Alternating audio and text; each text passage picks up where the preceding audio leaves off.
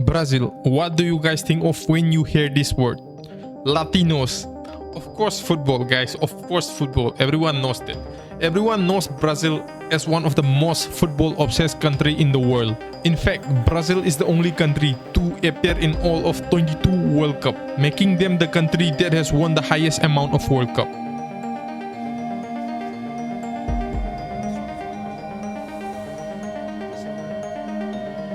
But if we ask fans about the current Brazilian, we are unlikely to hear much praise.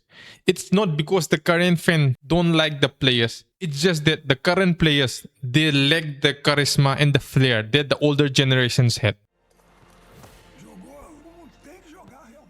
During their golden days, when Europe teams were legit, Brazil were free-flowing. When European passed, Brazilians dribbled. So-called the samba football was irresistible. Importantly, it won.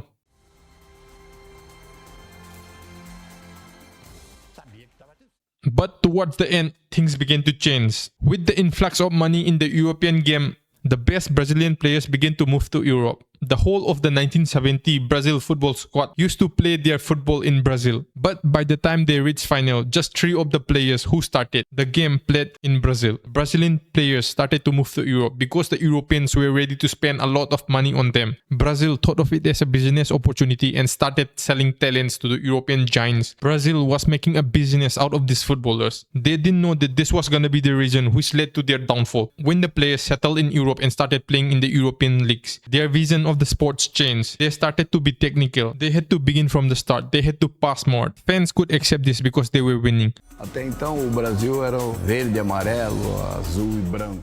But it didn't take much time for the Brazil team to fall from their grace. The issue ran deep within Brazil. One of the main reasons was due to the decline of street football. Decline of street football was the main reason that led to the downfall of Brazil's main football team. If you look at the likes of Ronaldinho, Pelé, Neymar Jr., they were all raised in favela. They all had one similarity, which is they were raised in slums. They played in open fields. They played in the concrete with barefoot.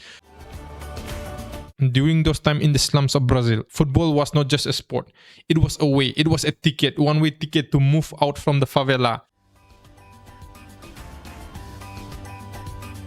They had no education, they had no work, so children didn't have anything. They didn't even have the money to go to school, so they didn't have any other choice other than to entertain themselves with the ball. If it was something they could kick, they considered it a ball. But during these times, we know that the current Brazil slums is filled with traffickers, drug rings, and all the other illegalities. If you look at the current situation, the roads are closed. Children don't come out of their house. Slums are getting destroyed. We know Brazil as a country is obsessed with football. But due to their incompetent and corrupt officials, Brazilian football lost its identity. Brazilians didn't succeed when they started copying the European tactics. Playing in the European way was something new to them. They had to start from the beginning. They had to pass more. They didn't have the freedom they had before. The player had to calculate their risk, their engagement period. After copying the European tactics, Brazil started to depend more on their defense and their midfield. They exchanged mind for muscle, which led to the team getting physical. Even then, the fans didn't say anything because they had a hope that Brazil, filled with individual talents, could win anything. They were so focused on copying the tactics of the Europeans, which led to the downfall of the Brazilian football team. They didn't succeed in copying, they were stuck in between. Joga Bonito was lost. The current Brazilian squad is filled with talents like Neymar, Vinicius Jr., Rodrigo, Eder Militao. Their playing styles are suited to European tactics,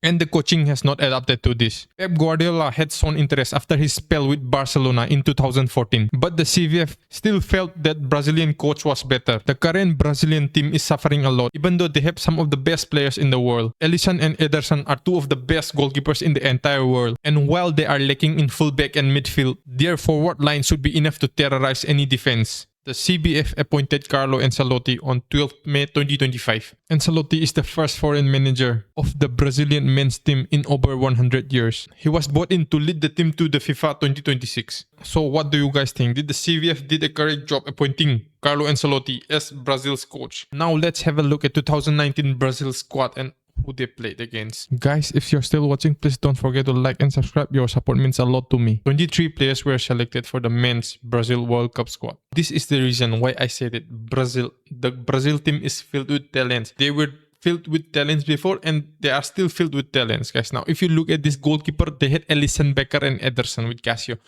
Alisson Becker and Ederson. These two are among the top goalkeeper in our entire world. Now, if you look at their other players, we have got Thiago Silva, Roberto Firmino, Neymar, Gabriel Jesus, William, Fernandinho, Paulinho. These are all top class players. A team this stacked lost the World Cup. Now, if we look at the 2018 table, Brazil were sitting in the Group E. So they had Switzerland, Serbia, and Costa Rica. If we go on to the matches, Brazil played 5 matches in the World Cup. First, they faced Switzerland. They had a draw 1-1. In the second, they faced Costa Rica. Brazil won with 2-0. In the third, they faced Serbia. In this match, they won again 2-0. And in the round of 16, they faced Mexico. And in this round of 16, they defeated Mexico 2-0 and they got selected into the quarterfinals. And they faced Belgium and they lost to Belgium because of this Fernandinho's own goal and Kevin De Bruyne's goal in 31st minute. I would say this was a really close match. Brazil dominated the match. I would pretty much say that Brazil really dominated the match. If you look at the shots here, Brazil had 25 shots. Shots on target 9. Ball position, it was equal. Brazil had 57% ball position.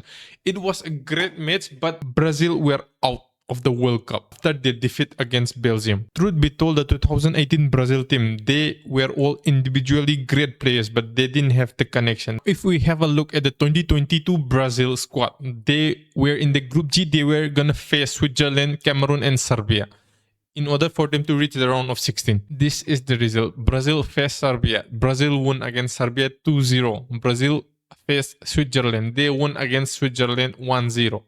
They faced Cameroon. They lost here. Cameroon won against Brazil. Brazil was qualified to the round of 16. They faced South Korea. And they defeated their opponent, South Korea, 4-1. Then Brazil went into the quarterfinal. They were gonna face Croatia. They faced Croatia here again and they lost to Croatia. The match went into penalties and Croatia won 4-2. For the past 2 World Cups, Brazil has been kicked out of the quarterfinal twice, in 2018 and in 2022. So in this upcoming World Cup 2026, which is gonna be on June, let's hope that they will perform. Let's hope that they are gonna perform. Me personally, I believe that current Brazilian men's football team is relying more on individual performance more than this tactical play. The midfield is not providing stability. There should be a balance between the midfield and the defensive structure.